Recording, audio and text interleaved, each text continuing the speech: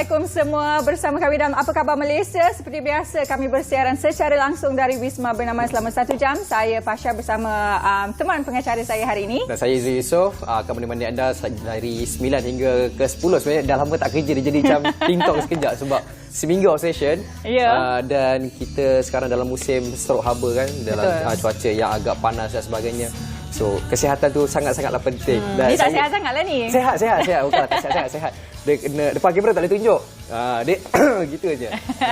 Baik, kita dah sampai ke hujung-hujung bulan Syawal ni. Sempat kita nak puasa 6 Zu? InsyaAllah. Kalau melihat hari masih ni, ada kalau tak silap, beberapa kita ada hari ni 24 Syawal. InsyaAllah sempat insyaAllah. Okey. Jadi pastinya masih lagi ramai di antara anda di luar sana yang mungkin ke sana kemari melawat sanak saudara dan rakan-rakan di hujung-hujung lah bulan Syawal ni kan. Hujung minggu ni pun akan jadi mungkin antara hujung minggu yang agak sesak. Sebenarnya semalam pun bila saya keluar tu, ya Allah, jalan jam sangat-sangat. Sampai tak terkata jam dia. Baik, seperti biasa kita akan kongsikan pelbagai informasi yang menarik. Hari ini pengisian yang sangat-sangat bermakna sempena Hari Guru yang akan disambut besok, dan juga kita akan bercakap mengenai media arus perdana. Jadi seperti biasa kita akan kongsikan beberapa petikan berita penting daripada portal bernama.com berkaitan dengan cuaca panas yang telah pun disebutkan oleh Izu baru-baru ni ataupun sejak akhir-akhir ini. Memang cuaca sangat-sangat panas di luar sana. Jadi dinasihatkan orang ramai untuk menjaga kesihatan, minum air yang secukupnya dan juga untuk menghadkan aktiviti luar. Dan berkaitan dengan cuaca panas ini, Kementerian Kesihatan Malaysia telah pun merekodkan sebanyak 14 kes berkaitan dengan cuaca panas, kata Timbalan Menteri Kesihatan Lukan Isman Awang Swani, dan jumlah itu masing-masing 4 kes strok haba dan kelesuan haba, manakala 6 kes lagi kes kejang haba. Jadi mengikut rekod kes berkaitan cuaca panas ini, 6 kes dilaporkan di Kelantan, di Sarawak sebanyak 5 kes dan di Sabah sebanyak 3 kes sehingga 13 hari bulan Mei. Yang paling ramai membabitkan golongan dewasa iaitu 7 kes. Bagaimanapun semua kes yang dirujuk ke hospital telah pun pulih kecuali 1 kes yang meninggal dunia melibatkan kanak-kanak berumur 11 tahun di Kelantan yang disebabkan strok haba. Jadi seperti yang disebutkan di awal tadi, kita sama-sama jaga kesihatan. Jangan tunggu sampai dah dahaga sangat-sangat sampai tunggu tekak tu kering baru nak minum air. Kita kena minum air sebanyak 8 gelas sehari. Cuba hadkan aktiviti-aktiviti di luar. Kalau boleh, duduklah dalam bangunan yang ada kipas ataupun aircon dan sebagainya. Seterusnya, Izu, apa lagi yang kita ada di portal kita hari ini? Selain daripada fenomena strok haba, fenomena cuaca panas, kita ada satu lagi fenomena iaitu fenomena musim haji. Dan ini satu pesanan daripada Kementerian Pelancongan, Seni dan Budaya ataupun MOTEK, kerana MOTEK mengingatkan masyarakat di luar sana untuk tidak menyalahgunakan visa umrah, visa pelancongan untuk menunaikan haji. Kita tahu jalinan kerjasama antara Kerajaan Malaysia dan juga Kerajaan Arab Saudi sangat erat. Jadi jangan disebabkan oleh sikap sesetengah individu yang pentingkan diri menyalahgunakan visa umrah dan visa pelancongan untuk sesuatu tujuan dan tidak memberi manfaat kepada hubungan baik ini. Contoh macam kita lihat sebelum ni, ada yang menggunakan ataupun mengambil kesempatan yang lelaki pergi ke perempuan, yang perempuan pergi ke lelaki. So itu akan menyebabkan hubungan antara dua negara ini, Malaysia dan juga Arab Saudi, akan tegang di situ, yang mengakibatkan puncanya yang akan dihadapi oleh mereka di masa hadapan, dan itu membimbangkan kita. Jadi kepada mereka di luar sana yang akan menunaikan haji, selamat menunaikan haji. Yang akan pergi menunaikan umrah, pastikan umrah anda pergi tu umrah yang betul-betul mabrur. Janganlah umrah sambil orang kata tu macam mana, umrah santai-santai. Tapi kita nak menilai pun kita bukanlah siapa-siapa. Jadi apapun kita ucapkan selamat berjaya kepada mereka yang akan menunaikan umrah dan juga haji. Kepada yang akan melancong, selamat melancong. Tapi kesihatan jangan lupa jaga. Itu yang paling penting. Betul. Kita nak lihat keadaan cuaca. Memang panas, keadaan cuaca yang tak menentu ni kan. Jadi kita lihat dulu keadaan cuaca untuk hari ini dan seterusnya bersama rakan penyampai dari Bilik Berita. Silakan.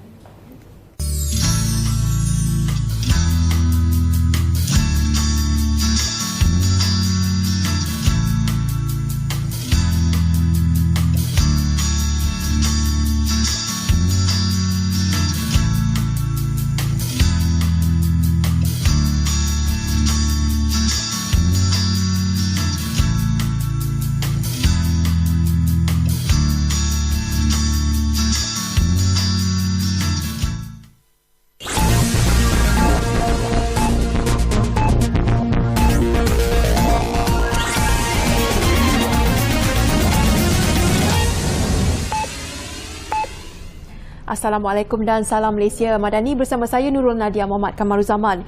Kerajaan kini memberi tumpuan khusus kepada program bantuan kepada rakyat termiskin. Perdana Menteri Datuk Seri Anwar Ibrahim berkata, tumpuan itu dapat dilaksanakan susulan pentadbiran kerajaan perpaduan yang mementingkan tata kelola baik sekaligus memberi impak positif kepada negara. Saudara yang mula-mula bagi sokongan kepada kita dengan niat nak bersihkan negara ini, wang hasilnya dipulang kepada rakyat. Sebab itulah tahun ini, seperti saudara tahu, paling tinggi program bantuan kepada orang miskin, nelayan, pekebun kecil. Ini kali pertama dan paling tertinggi dalam sejarah kita tumpu bagi sumbangan kepada orang miskin, kerana kita tidak izinkan pemimpin-pemimpin ambil dana rakyat. Perdana Menteri berkata demikian dalam ucapan siri akhir Majlis Rumah Terbuka Aidilfitri Malaysia Madani di Gombak, Selangor pada Ahad. Jelasnya kerajaan juga berjaya menarik kemasukan pelabur asing serta meningkatkan hasil kutipan negara. Selain itu, beliau berkata, hasil keluaran dalam negara kasar KDNK bagi suku pertama yang melebihi sasaran iaitu sebanyak 5.6% merupakan yang tertinggi berbanding China, Vietnam dan Indonesia. Menurut Datuk Seri Anwar, kemasukan pelabur yang memberangsangkan daripada Amazon dan Geely merupakan bukti keyakinan pelabur asing terhadap pentadbiran Malaysia. Parti Pembangkang Move Forward dan PewTai kini bersaing sengit untuk merebut 400 kerusi dalam pilihan raya Thailand. Lebih separuh kertas undi sudah pun dikira yang menyaksikan PewTai dan Move Forward sedang mendahului. PewTai yang dikaitkan dengan bekas Perdana Menteri Thailand yang dibuang negeri Thaksin Shinawatra memenangi 113 kerusi. Manakala Move Forward yang popular dalam kalangan pengundi muda memperoleh 112 kerusi. Dengan bilangan kerusi yang sudah dimenangi setakat ini, Move Forward dan PewTai mendakwa mereka boleh membentuk kerajaan. Selain itu, Parti Bumjai Thai yang diketuai Timbalan Perdana Menteri dan Menteri Kesihatan Awam Anutin Charvirakul meraih 64 kerusi. Parti United Thai Nation UTN yang menamakan Perdana Menteri Prayut Chan-o-cha sebagai calon Perdana Menterinya setakat ini memenangi 24 kerusi. Sementara itu, anak perempuan Thaksin yang berusia 36 tahun, Petong Tang Shinawatra berkata parti yang paling banyak memenangi kerusi harus memulakan langkah untuk bergabung. Selepas lebih 48 jam tanpa kilauan pingat emas, Tor Chuan Leong muncul penyelamat apabila menceriakan semula kem Malaysia di Sukan SEA 2023 Kemboja. Atlet bilet itu membutirkan pingat emas ke-29 menerusi acara snooker perseorangan lelaki malam tadi. Chuan Leong mengesahkan kejayaan selepas menjinakkan wakil Thailand Akani Songsermsawat dalam perlawanan akhir dengan kemenangan mutlak 4-1. Pemain berusia 35 tahun itu mengulangi pencapaian ketika edisi 2015 di Singapura apabila memenangi pingat emas dalam acara sama. Feeling impressive, Maya. Pleased to win in the tournament. Sebab saya main satu event saja, so pressure heavy juga. But alas, dapatlah, so... Seorang lagi atlet negara, Lim Kok Leong, turut menaiki podium selepas meraih pingat gangsa. Kejayaan dilakar Chuan Leong sekaligus menamatkan hari suram kem negara yang kali terakhir memperoleh pingat emas pada petang 12 Mei lalu. Sekian dari Bilik Berita. Salam Malaysia Madani dan salam hormat.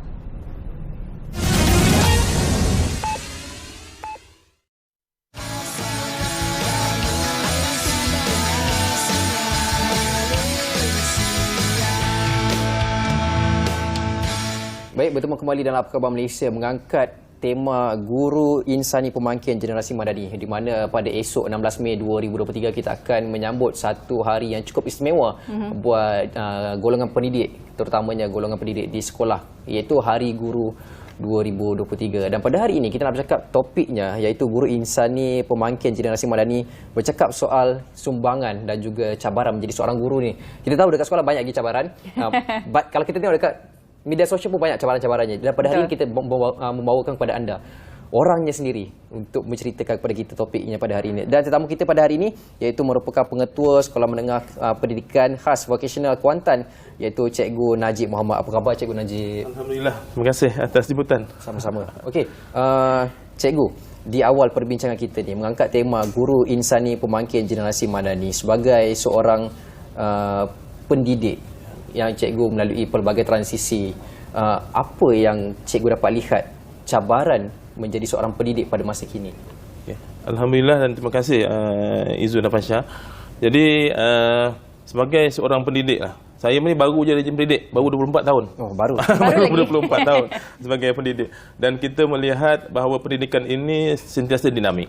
Dia berubah mengikut kepada pergerakan ataupun persekitaran dunia itu, terutama yang berkaitan dengan industri lah.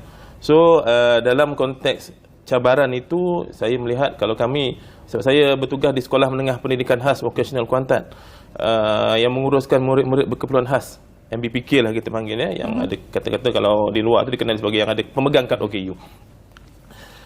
Kita melihat cabaran yang utama adalah untuk guru-guru menguasai perubahan-perubahan kurikulum itu. Sebab di luar apabila berlakunya perubahan IR daripada IR1, IR4 dan kami nak datang ni IR5 nanti kami kan. Jadi perubahan-perubahan itu menuntut juga kepada perubahan kurikulum.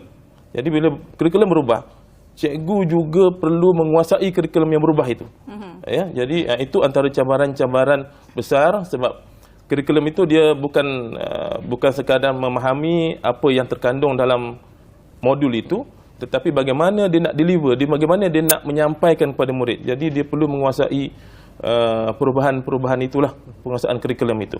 Itu saya kira satu cabaran besar untuk guru. Guru tak boleh lagi nak menggunakan sejarah dia belajar dulu. Dulu mungkin kita belajar masak nasi guna kayu api. Sekarang ni dah tak pakai gas pun dah tak nak pakai elektrik. So takkan dia nak masih lagi nak kata orang nak menggunakan kemahiran dulu. Dia kena berubah, dia kena belajar dan berubah ke arah teknologi semasa itu. Itu satu cabaran. Dan cabaran yang kedua saya lihat adalah kita lihat ibu bapa sekarang ini sangat cakna terhadap pendidikan anak-anak. Dan dia nak tahu, dulu dia tahu je bahasa Melayu, BM, BI apa itu cukup dah. Now hari ini mereka nak tahu konten. Apa yang anak kita belajar dalam bahasa Melayu ni. Dan dia nak tahu juga apa pentaksiran yang dibuat. Untuk pendidikan khas sekarang ini, kalau di SMPKV khususnya, kita ada kurikulum standard sekolah menengah pendidikan khas. Kita ada kurikulum sijil kemahiran Malaysia yang kita tawarkan kepada anak-anak berkeperluan khas ini. Maka pentaksirannya juga dah bertambah. Dulu kita dah ada pentaksiran bilik darjah, kita ada pentaksiran alternatif sekolah menengah, dan kita juga ada pentaksiran ataupun verifikasi akhir untuk sijil kemahiran Malaysia. Jadi ibu bapa nak tahu, bila nak tahu cabaran guru adalah untuk bagaimana memantapkan komunikasi kepada ibu bapa ini agar maklumat yang disampaikan itu cepat dan tepat. Itu dua cabaran lah saya kira yang besar yang kita sedang lalui lah, selain cabaran-cabaran lain yang kecil-kecil tu saya ingat itu di mana-mana pun ada. Kan? Okay. Baik cikgu, bercakap mengenai penggunaan teknologi dalam bilik darjah terutamanya sekarang ni, ialah budak-budak dah lebih pandai menggunakan teknologi, menggunakan tab dan sebagainya.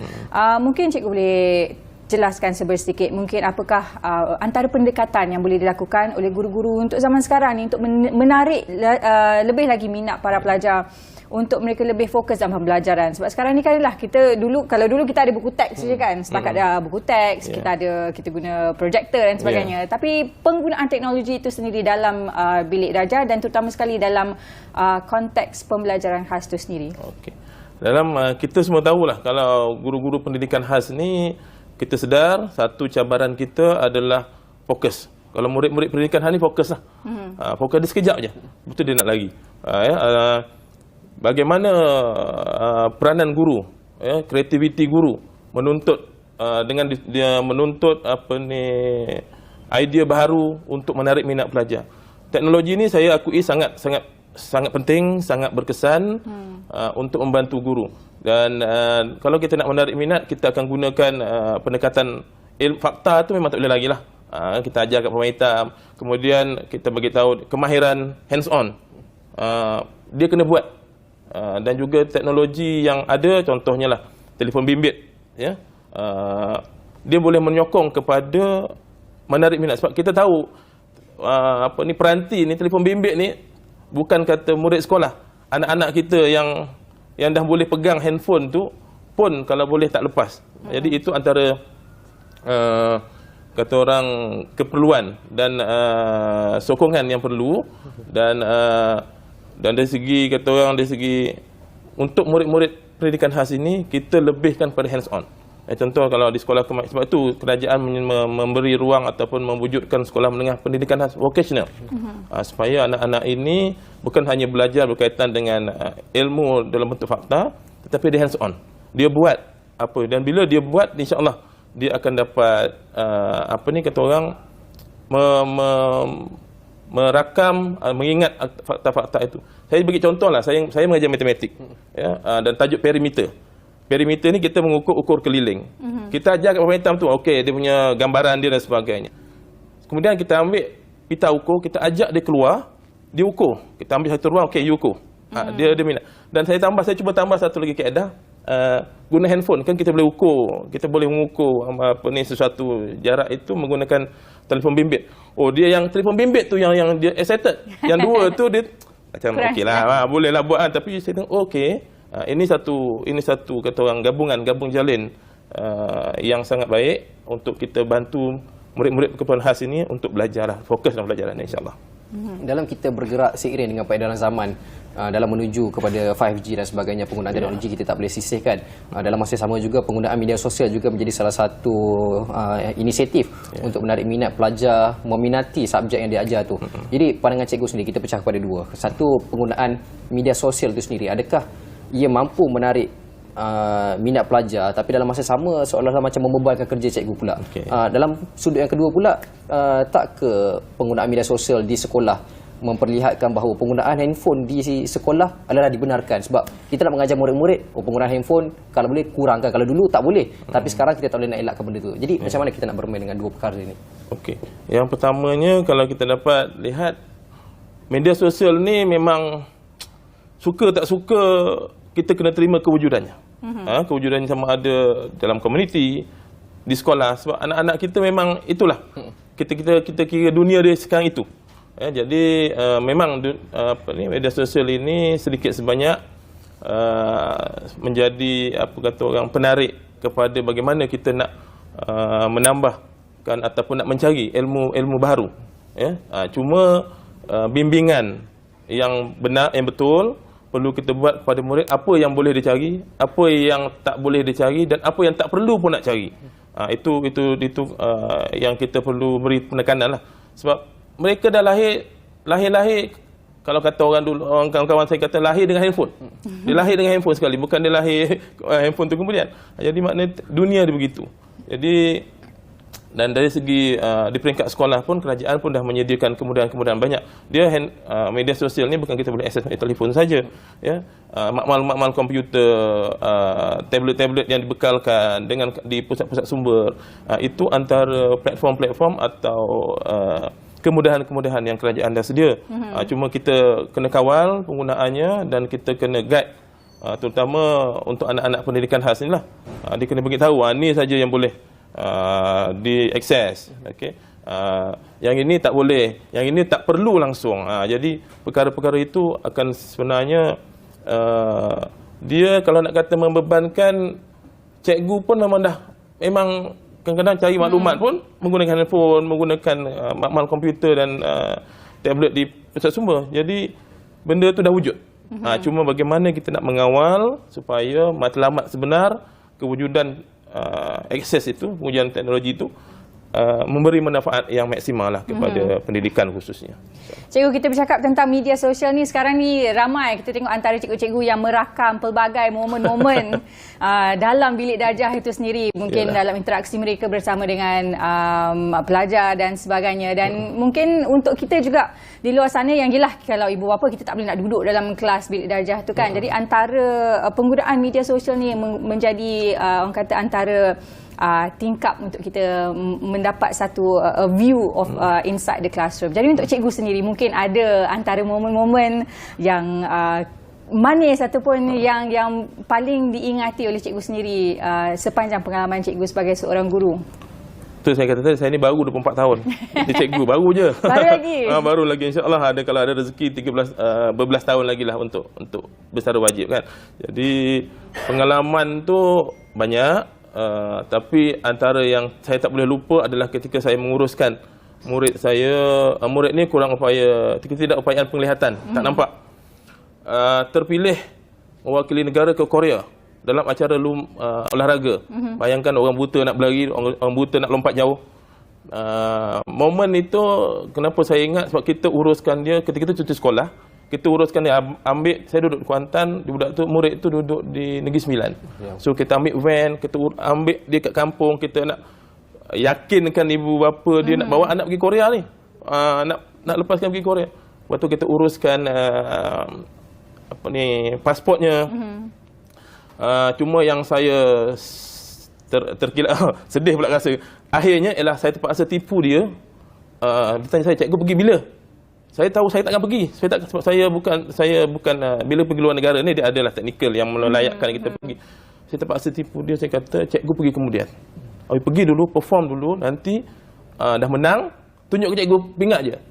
Saya menangis masa tu. Sebab saya tahu saya tak boleh pergi, tapi saya terpaksa tipu dia untuk dia supaya dia punya dia punya semangat terus. Jadi itu antara momen lah yang sangat saya ingat, saya takkan lupa lah, dan saya tulis pun dalam satu buku analogi yang KPM buat tu, saya catatkan cerita itu sebagai satu pengalaman yang saya takkan lupa lah. Banyak lagi, tapi itu memang kalau orang tanya, itulah nombor satu. Itulah pengorbanan dan juga pengalaman yang tak akan diperolehi oleh mana-mana individu. Betul. Hanya cikgu je yang dapat. Betul. Okey, kita nak berehat seketika, jangan ke mana-mana, kembali selepas ini.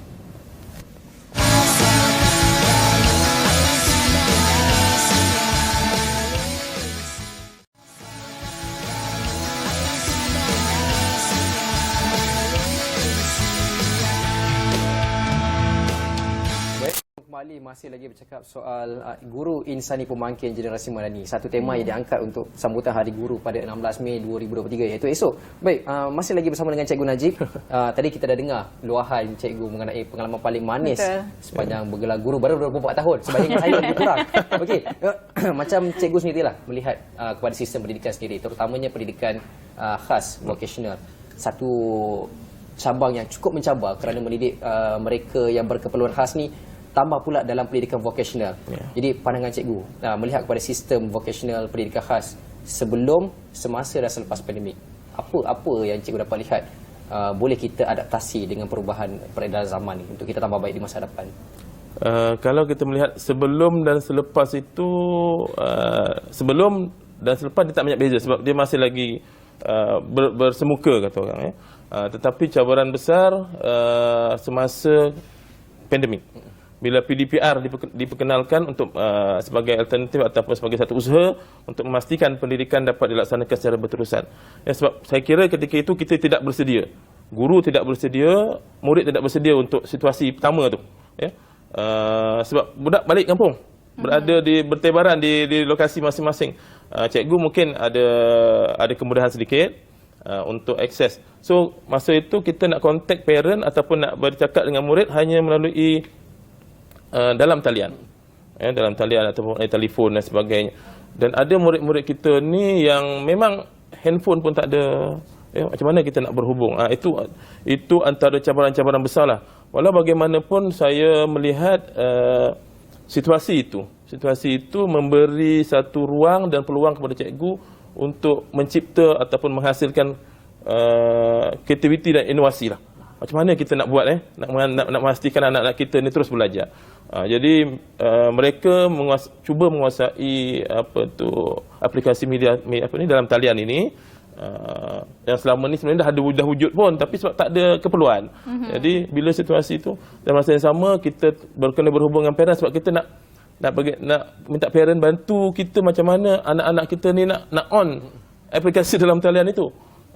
Jadi dan bila peringkat kedua PDPR, saya kira dah makin lama makin baik. makin lama makin baik situasi itu dan anak-anak kita pun makin dapat menguasai penggunaan aplikasi dalam talian ini. Jadi dia dan bila balik bersemuka dia lebih seronok lah. Sebab saya kata tadi, anak-anak pendidikan khas ni kalau hands on, kalau dia kata dia belajar khususnya pembuatan roti contohlah, dia dapat uli roti betul dengan cikgu tengok dapat betul tak ulinya, berapa timbangannya berbanding kalau duduk di rumah. Walaupun dia boleh beli tepung, beli apa, tapi dia tidak, Dia punya feel tu tak feel dapat. dia tu, feel dia tu, bimbingan guru itu berbeza.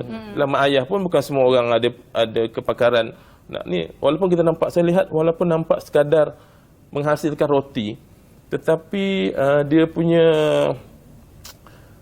bimbingan guru ataupun peralatan-peralatan yang sebenar yang digunakan. Sebab kita kena mengikut kepada peralatan industri, standard industri. Sebab bila sijil kemahiran Malaysia ni, segala kemudahan, segala latihan, peralatan semua mesti mengikut industri. Sebab tu saya kata tadi, dalam masa yang sama cikgu kena menguasai perubahan-perubahan supaya kita selari dengan keperluan industri lah. Okey cikgu, secara ringkas ni kita nak tahu juga dekat SMPK Vocational Kuantan ni, kategori pelajar berkeperluan khas berapa banyak kategori? Ada 2 kategori, yang pendengaran dan juga masalah pembelajaran. 2 kategori lah kita masa ni ikut kepada keperluan. Dan kita di SMPK Kuantan kita ada 10 kursus sijil kemahiran Malaysia yang kita tawarkan. Di samping itu murid-murid juga akan belajar kurikulum standard sekolah menengah pendidikan khas untuk tingkatan 4 dan 5. Jadi ada 2 kurikulum supaya kita lihat memberi keseimbangan kepada anak-anak kita ni apabila mereka keluar dari sistem pendidikan setelah dapat sijil SKM itu nanti insya-Allah. Baik cikgu, mengikut pandangan dan juga pengalaman cikgu sendiri sebagai seorang pengetua, mungkin cikgu boleh bagi tahu kita orang lah apa antara kriteria yang perlu ada untuk menjadi seorang pendidik, bukan saja dari segi kemahiran, bukan saja dari segi sijil-sijil yang diperlukan, tapi dari segi jati diri itu sendiri, terutama sekali dalam konteks menjadi seorang pendidik untuk pelajar-pelajar yang berkeperluan khas. Okey. Fasha Izul lah ya. Saya dulu tak pernah, masa saya sekolah saya pun tak pernah cikgu ni tak pernah masuk dalam list cita-cita. Saya nak jadi askar lah sebenarnya. Tapi ayah tak bagi kan, ayah tak izinkan. Jadi bila dia cikgu tu, saya kira saya pun terfikir layak ke saya nak jadi cikgu ni kan. Lepas tu cikgu pendidikan khas pula. Tetapi apabila yalah saya pun degree saya dalam pendidikan. Satu perkara yang saya lihat adalah kita jadi cikgu ni dia tak sama mungkin dalam kerja orang lain. Kerja orang lain 8-5 office hour kita. Habis-habis tu bolehlah kita tinggalkan. Cikgu ni tak boleh. Kita kalau jadi cikgu ni start you bergelar cikgu, kehidupan you tu selalu cikgu. Maksudnya 24/7, 24/7 tu cikgu lah. Maksud cikgu ni ialah dia punya klien dia adalah murid. So guru dan murid ni dia tidak dapat terpisah, walaupun kita faham kita pun manusia biasa, kita perlukan rehat dan sebagainya. Walau bagaimanapun kita akan cuba yang terbaik untuk bantu. Saya letakkan diri saya kata untuk saya lah tolong orang.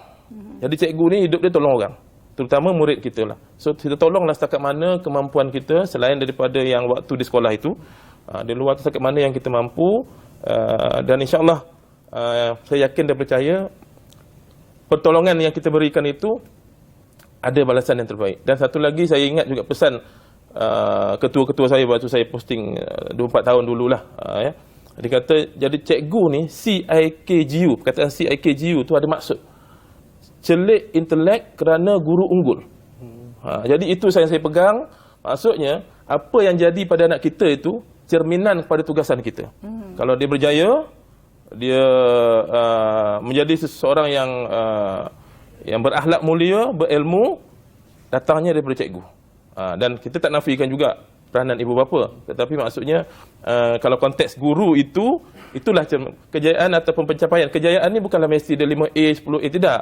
Dia mungkin tak perform atau tak berjaya dalam akademik, tetapi dari segi sasiahnya, dari segi amalan hariannya yang wajib dan sebagainya tu, kalau dia boleh ikut, itulah kejayaan dan itulah juga refleksi kepada cikgu itu sendiri. Saya pegang itu, saya kata sampai sekarang saya pegang perkataan cikgu itu, maksud cikgu itu, alhamdulillah saya belum puas hati sebenarnya, sebab ada ruang-ruang yang lain yang perlu kita nak bantu lagi, nak sumbang lagi. Tapi itulah saya kata penjiwaan sebagai guru dan juga cikgu itu yang jadi pegangan supaya mungkin orang lain pun boleh guna jugalah, insya-Allah. Untuk bertahan sebagai seorang guru bertahun-tahun, satu cabaran yang sangat besar. Tambah pula dengan keadaan zaman sekarang ni, campur tangan daripada ibu bapa untuk setengah aspek pengurusan sekolah. Jadi macam cikgu sendiri nak minta pengalaman cikgu ataupun nasihat sikit. Macam mana kita nak mengekalkan motivasi untuk menjadi seorang guru yang terus cemerlang dan gemilang terbilang ni, sebab menghadapi perangai ibu bapa yang pelbagai kerenah ni satu perkara yang sangat-sangat mencabar. Jadi macam mana nak mengekalkan motivasi? Kadang-kadang kita rasa down, kadang-kadang rasa tak semangat jadi cikgu, kadang-kadang rasa macam buat apa jadi cikgu ni? Menyesal kan? Menyesal menjadi seorang macam mana nak mengekalkan motivasi tu? Itu saya kata, bila jadi cikgu ni kita kena tahu dunia dia berbeza. Dunia dia adalah dunia kehidupan guru itu sebagai satu, cikgu itu sebagai satu kehidupan. Bukan hanya sekadar jadi bila kita tahu, kita faham dia punya, kata orang apa ya, cara hidup guru itu, maka kita kena bersedia dari segi minda kita juga, bahawa aku ni cikgu, aku ni bukannya kerja-kerja lain, kerja aku ni berbeza daripada orang lain. Dan seperti kata sebut tadilah, perkataan tolong itu harus duduk di depan. Kita ini cikgu ni nak kena tolong orang setiap masa, dalam keadaan kemampuan kita lah, bukanlah kata kita tak mampu pun kita nak tolong kan, tapi dalam keadaan setakat mana yang terbaik, saya kira. Itu yang inilah, itu antara motivasi yang saya pegang dan saya kongsi juga dengan guru-guru saya, tolong orang. Niat kita tolong orang. Setiap hari ni apa ni, niat kita tolong orang. Jadi bila tolong orang ni kita rasa seronok. Kita bukan datang nak mengajar tu, tak, tapi nak tolong anak kita pandai. Anak kita tahu hari ni, kita tolong. Tolong itu pun besar dia punya motivasi untuk kita. Dan ialah kata orang, selain daripada itu kita nak lihat juga, kita letakkan yang di depan kita tu anak kita. Betul. Kalau kita beri yang terbaik, yakin dan percayalah kita akan dapat yang terbaik, walaupun dia berbeza. Mungkin anak kita kata bukan best student pun, tak best student, tapi dia antara pelajar-pelajar yang kata orang patuh dan agama, patuh pada ibu bapa. Itu antara balasan yang kita doa untuk kita dapat selepas kita beri yang terbaik. Kuncinya tolong. Ya, tolong. Dan pastinya dalam profesi menjadi seorang guru ini perlu ada keikhlasan dalam diri. Ya, betul. Baik, cikgu, di akhir sesi kita pada pagi ini mungkin cikgu nak sampaikan sedikit ucapan sempena Hari Guru 2023. Alhamdulillah, saya mengambil ruang dan peluang inilah untuk mengucapkan selamat Hari Guru kepada seluruh ataupun semua guru di Malaysia ini, khususnya di sahabat-sahabat saya di Sekolah Menengah Pendidikan Khas Vocasional Kuantan yang bertukus lumus, sama-sama membantu saya dan pengurusan untuk memastikan matlamat pendidikan itu dapat kita capai sebaiknya. Dan saya juga ingin mengucapkan terima kasih tidak terhingga kepada seluruh guru-guru saya lah, yang pernah mendidik saya dan sampai sekarang pun masih lagi berhubung, bertanya apa yang perlu saya buat, bagaimana saya nak buat, dan termasuk juga guru-guru di IPT lah, kita anggap guru jugalah, yang pernah membantu kita. Jadi terima kasih sekali lagi. Mudah-mudahan legasi guru ini terus dipandang mulia dan memberi manfaat yang terbaik kepada generasi ataupun pada masyarakat. Jadi akhirnya saya nak ucapkan selamat Hari Guru juga dengan temanya Guru Insani Pemangkin Generasi Madani. Itu saya ingat ada kaitan dengan cikgu tadi, CIKGU tadi. Maksudnya guru insani dia ada kesan kepada murid itu. Itu sajalah. Terima kasih banyak-banyak. Okey, baik, itu tadi ucapan daripada Cikgu Najib Muhammad, Pengetua Sekolah Menengah Pendidikan Khas Vocational Kuantan. Baik, kita akan berhenti berehat seketika, tapi sebelum tu ada VT berkenaan dengan monsun barat daya. Kita bercakap pasal cuaca yang panas ni. Mari kita lihat dahulu.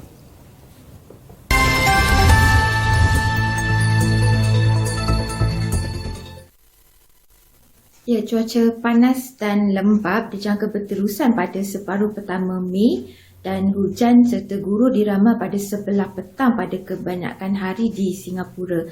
Suhu harian diramal mencecah sehingga 34 darjah Celsius pada kebanyakan hari pada sebelah petang dalam tempoh tersebut dan 35 darjah Celsius pada beberapa hari. Demikian menurut kemaskini cuaca oleh Jabatan Kaji Cuaca Singapura atau ringkasnya MSS. Hujan lebat serta guru yang singkat dijangka di merata republik ini pada sebelah petang pada kebanyakan hari disebabkan suhu amat panas di kawasan darat pada siang hari. Pertukaran sementara pada angin yang ditiup dari barat daya dalam tempoh 2 minggu pertama mungkin menyebabkan hujan serta guru dan angin kencang pada awal dan lewat pagi pada beberapa hari. Secara keseluruhan, MSS berkata purata curahan hujan diramalkan di merata Singapura buat 2 minggu pertama bulan Mei ini. Dalam tinjauannya mengenai keadaan cuaca pada April, agensi cuaca itu menyatakan bahawa suhu maksimum harian melebihi 34 darjah Celsius pada kebanyakan hari. Suhu 35 darjah Celsius atau lebih dicatat pada 9 hari. Suhu harian tertinggi dicatatkan 36.1 darjah Celsius di Woodlands pada 14 April lalu. Hujan serta guruh berlaku pada kebanyakan hari pada sebelah petang. Curahan hujan harian tertinggi sebanyak 112.1 mm dicatat di Jurong West pada 20 April. Kebanyakan kawasan di Singapura mencatat curahan hujan di bawah purata bulan lalu. Semasa monsun barat daya, lazimnya angin bertiup secara konsisten dari arah barat daya dengan kelembapan udara yang lebih rendah dan keadaan atmosfer yang lebih stabil. Ini menyebabkan kurangnya pembentukan awan hujan sepanjang tempoh ini. Sehubungan itu, kebanyakan tempat di seluruh negara akan mengalami bilangan hari tanpa hujan yang lebih banyak berbanding bilangan hari hujan. Keadaan ini menyebabkan taburan hujan yang lebih rendah. Sekian laporan saya untuk kali ini. Kembali ke studio. Terima kasih.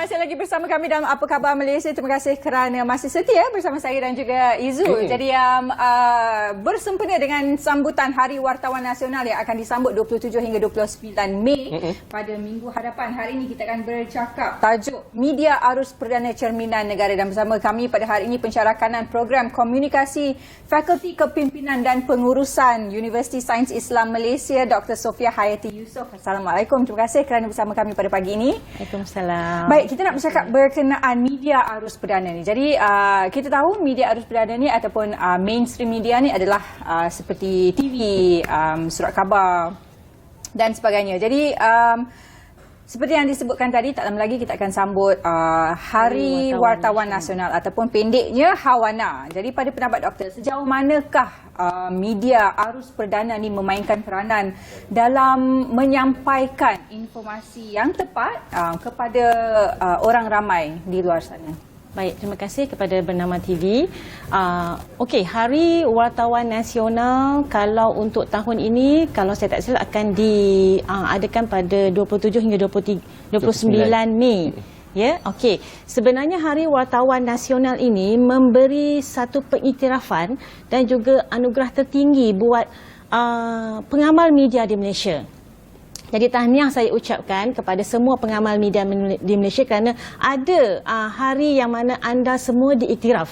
Kalau kita tengok kepada peranan media arus perdana dalam menyampaikan informasi kepada masyarakat di Malaysia, tidak dapat kita nafikan peranan media arus perdana pada hari ini sangat penting dan masih lagi signifikan. Walaupun kita katakan sebelum wujudnya media sosial, media arus perdana ini merupakan satu media yang paling dominan lah dalam masyarakat kita pada hari ini. Tetapi sekalipun wujudnya media sosial, media arus perdana masih lagi relevan dan masih lagi signifikan kerana di dalam kelompok media arus perdana ini kita mempunyai kumpulan pengamal media yang begitu profesional. Mereka adalah kumpulan pengamal media yang terlatih, mempunyai credential yang sangat bagus.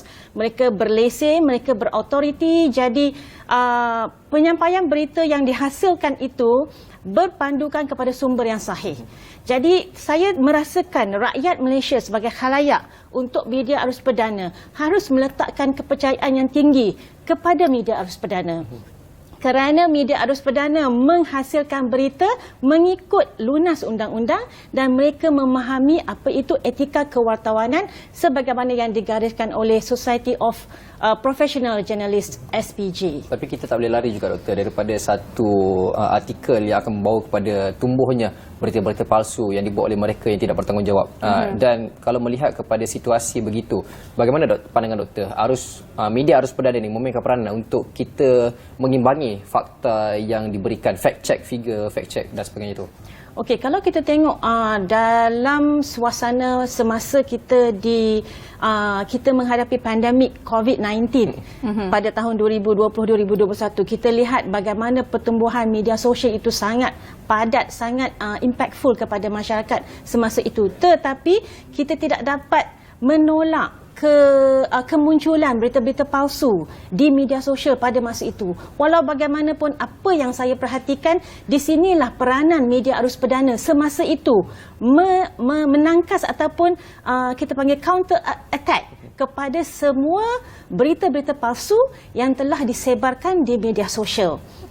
Jadi peranan media arus perdana ini bukan hanya untuk menyampaikan apa yang sahih, apa yang benar sahaja, tetapi mereka juga mempunyai peranan yang sangat besar dalam menangkis kesemua berita-berita palsu yang boleh mengundang kepada fitnah dalam masyarakat kita. Dan hari ini saya lihat media arus perdana bukan hanya di radio, televisyen dan juga akhbar. Mereka juga mempunyai platform media sosial mereka sendiri dan ini sangat penting kerana ia boleh dijadikan sebagai asas-janta untuk mereka menangkis segala berita palsu yang sangat berluasa di media sosial pada hari ini. Tadi saya terbaca satu petikan dekat atas didik anak muda untuk menganalisis maklumat yang disampaikan oleh pihak media. Kita tak boleh menafikan bahawa generasi sekarang lebih tertarik untuk membaca headline sahaja tanpa membaca konten di dalamnya. Jadi bagaimana kita sebagai, tak payah kata golongan muda, tapi kepada seluruh masyarakat terutamanya, bagaimana kita nak menganalisis bahawa fakta yang diberikan adalah fakta yang sahih dan juga betul. Sebab sumbernya banyak, tapi memastikan sumber yang diberikan itu sahih dan relevan, macam mana kita nak pastikan dia? Okey, sebagai khalayak kita tidak perlu hanya membaca headline, itu satu. Tetapi headline ini can be very misleading sebenarnya. Kebanyakan berita-berita di media sosial ni mereka hanya mencari sensasi. Okey. Jadi sebagai khalayak, untuk kita memastikan apakah berita yang kita sedang baca ini benar atau tidak, of course kita perlu rujuk kembali kepada media arus perdana. Kena mendengar radio, kena menonton televisyen, membaca akhbar, yang mana di sini ataupun laman sesawang media arus perdana tersebut, di mana di sinilah kita akan mendapat sumber berita yang memang benar-benar telus dan sahih. Jadi sebarang kemusykilan kepada berita yang kita baca pada asalnya daripada media sosial, kita boleh rujuk kembali media arus perdana. Apatah lagi hari ini media arus perdana pun ada platform media sosial mereka sendiri. Betul. Kerana kita tak dapat nafikan media sosial ni memang sangat pantas. Jadi media arus perdana telah menggunakan peluang ini sebaik mungkin untuk membantu masyarakat Malaysia menjadi celik kepada informasi-informasi yang tepat dan sahih. Doktor, kita bercakap tentang evolusi teknologi yang terkini dan juga penggunaan media sosial dan sebagainya. Terdapat banyak news outlet yang menggunakan, macam doktor sebutkan tadi, headlines tu tak menggambarkan berita yang sepenuhnya, dan setengah outlet menggunakan headlines itu sekadar clickbait kerana mengejar clicks atau mengejar likes. Kita tak boleh nafikan benda itu sekarang terjadi. Bagaimana ataupun apa pendapat doktor sendiri mengenai media-media yang menggunakan headlines yang sengaja mensensasikan sesuatu berita itu sekadar untuk mengejar likes, dan mungkin apakah etika yang sebetulnya sekarang ni untuk media hanya demi mengejar likes itu, adakah media itu untuk kekal relevan mereka menggunakan headlines yang sedemikian? Okey, kalau kita tengok media sosial itu, walaupun mereka ini sebahagiannya menamakan diri mereka sebagai golongan media, pengamal media contohnya, tetapi kita tidak tahu admin yang mengawal selia konten-konten dalam media sosial tersebut, adakah mereka berautoriti, adakah mereka mempunyai credential background pendidikan yang sepatutnya. Okey, tetapi berbanding media arus perdana, kita tengok kumpulan pengamal media dalam media arus perdana bukan hanya terdiri daripada wartawan semata-mata. Mereka juga terdiri daripada, kita ada ketua pengarang, kita ada penyunting berita. Jadi berita yang hendak dihasilkan oleh media arus perdana itu memanglah melalui satu proses penyuntingan yang sangat very strict lah kita katakan. So dia ada gatekeeper yang betul-betul melihat sejauh mana sumber itu benar dan berita itu sahih. Jadi di media sosial sebaliknya, semua orang boleh bercakap, semua orang boleh memberikan pendapat. Jadi media sosial ini bukanlah satu platform yang mana setiap orang boleh meletakkan sepenuh kepercayaan. Kerana media sosial ni saya ibaratkan seperti di sebuah kedai kopi. Everyone can say anything. Tetapi media arus perdana lah akan membetulkan apa saja situasi yang tidak benar yang berada dalam media sosial. So itu yang saya lihat dengan teknologi yang ada hari ini, media arus perdana harus mengikut perkembangan semasa, menggunakan juga media sosial, platform media sosial untuk terkehadapan dan menangani segala benda yang tidak benar di media sosial. Pernah ada satu suara dibangkitkan menuntut adanya satu kebebasan bersuara dalam kalangan pengamal media ni. Dan perkara itu kita dapat lihat pada 2018 kalau tak silap saya, dan juga ke atas, mana Menteri Komunikasinya pada ketika itu memberi satu kebebasan kepada pengamal media untuk bersuara apa sahaja. Tapi dalam masa sama juga kita tak boleh nak tolak ke tepi bahawa apabila diberi satu kebebasan akan ada satu penyalahgunaan yang diberikan. Jadi macam media arus perdana ini sendiri, apabila kebebasan media diberikan, apakah guideline yang patut dipatuhi untuk memastikan media yang disampaikan itu sahih, tapi dalam masa yang sama faktanya itu sampai? Okey, kalau kita tengok kod etika kewartawanan yang digariskan oleh Society of Professional Journalists ataupun SPJ, ada 4 perkara yang perlu diamalkan oleh semua pengamal media, dan saya percaya ini bukan hanya untuk diamalkan oleh pengamal media di media arus perdana, tetapi juga di media-media alternatif yang berada banyak di platform media sosial. Okay? So 4 ini, pertama ialah seek and report the truth ataupun mencari dan melaporkan kebenaran. Hanya yang benar, yang sahih sahaja. Kedua ialah minimize harm, iaitu mengurangkan kemudaratan.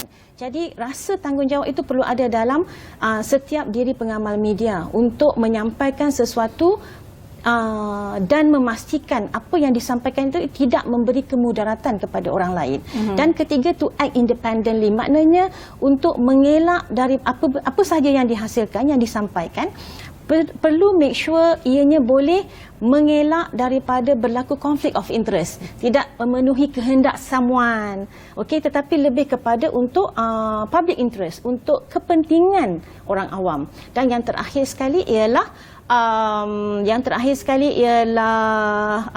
saya pada lupa. Seek truth, minimize act in responsible, accountable, dan juga telus. Maknanya pengamal media perlu bertanggungjawab atas apa yang mereka hasilkan dalam penghasilan berita tersebut, dan juga perlulah telus, transparent. So ini antara etika yang perlu diamalkan oleh setiap pengamal media, sama ada ianya konvensional maupun digital. So kalau kita lihat pula kebebasan bersuara, kita tengok apa yang saya perhatikan di Malaysia. Walaupun kita tidak, media di Malaysia walaupun tidak sebebas negara-negara barat, tetapi kita sebenarnya taklah seteruk seperti di China, di beberapa negara di Timur Tengah, ataupun even negara-negara di rantau Asia Tenggara sendiri. Kalau kita tengok indeks kebebasan media dunia pada tahun ini, seperti yang dilaporkan oleh Reporters Without Borders, Malaysia menduduki tangga yang ke-73 dalam indeks kebebasan media, dan ia merupakan 40 anak tangga kita dah naik berbanding tahun lepas 133. Dan kita, Malaysia sebenarnya berada di kedudukan yang tertinggi di rantau Asia Tenggara. So saya rasa ini ada satu pencapaian sangat baik peluang yang begitu baik untuk pengamal-pengamal media untuk menyampaikan berita dengan bebas tetapi tetap mengikut garis panduan yang disediakan. Dan saya tak setuju jika media di Malaysia diberikan kebebasan secara mutlak. Kerana perlu ada garis panduan dan monitoring supaya tidak berlaku media sebagai ejen kepada fitnah yang boleh mencetuskan porak-peranda masyarakat Malaysia. Kerana kita tahu Malaysia tak sama macam negara lain. Kita mempunyai komposisi penduduk yang pelbagai kaum, pelbagai agama. Jadi keharmonian kaum dan juga keharmonian dari segi mutual agreement antara agama itu penting. So media arus perdana memang berperanan dalam memastikan perkara ini berlaku dengan harmoni untuk pembangunan negara. Doktor, sememangnya peranan media arus perdana terutama sekali adalah untuk menyampaikan sesuatu maklumat itu secara neutral dan untuk menyampaikan fakta dan sebagainya. Tapi pada masa yang sama juga media memainkan peranan dan juga ada tanggungjawab untuk mengekalkan keharmonian dalam sesebuah negara. Pendapat doktor sendiri, bagaimana media arus perdana itu sendiri dapat mengimbangi antara keduanya untuk menyampaikan sesebuah maklumat ataupun fakta itu secara neutral tapi pada masa yang sama menjaga keharmonian itu sendiri? Okey, saya melihat media arus perdana apabila mereka menghasilkan sesebuah berita, mereka perlu memegang kepada 3 prinsip, iaitu prinsip keselamatan negara, kemudian perlembagaan, persekutuan dan juga rukun negara. So 3 prinsip ini perlu menjadi tonggak kepada main objektif ataupun objektif utama pengamal media di Malaysia dalam menghasilkan berita.